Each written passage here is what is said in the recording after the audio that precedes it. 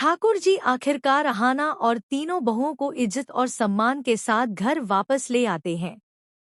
और मजेदार बात यह है कि पहले जो पोल्टू अकड़ दिखा रहा था, वही अब चारों का सामान उठाए घूम रहा है।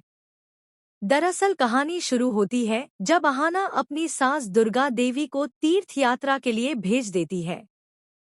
पोल्टू को यह खबर पहले ही मिल जाती है और वह घर में हंगामा खड़ा कर देता है।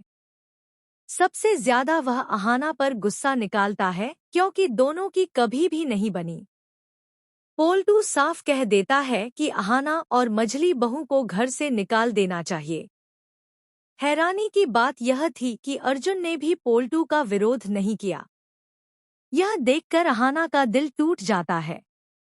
घर छोड़ने से पहले अहाना चेतावनी देती है, सोच समझ लो, कहीं ऐसा न हो कि बाद में पछताना पड़े। लेकिन पोल्टू अकड़ में कह देता है, हाँ, मैंने सोच लिया है, अब निकल जाओ। अहाना, मझली और मीता बहू भी सामान उठाकर घर छोड़ देती हैं। लेकिन असली ट्विस्ट यहीं से शुरू होता है। बहू के जाने के बाद घर का हाल बेहाल हो जाता है। पीसी मोनी और चाची जी को खुद झाड़ू पोछा, बर्तन और रसोई करनी पड़ती है। एक ही दिन में सब थक जाते हैं और मान जाते हैं कि बहुओं को घर से निकालना बड़ी गलती थी। तभी ठाकुर जी खुद पोल्टू को डांटते हैं और कहते हैं, या तो नौकर रख या चारों बहुओं से हाथ जोड़कर माफी मांग।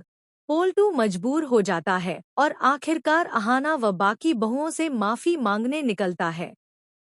लेकिन अहाना इतनी आसानी से मानने वाली नहीं है।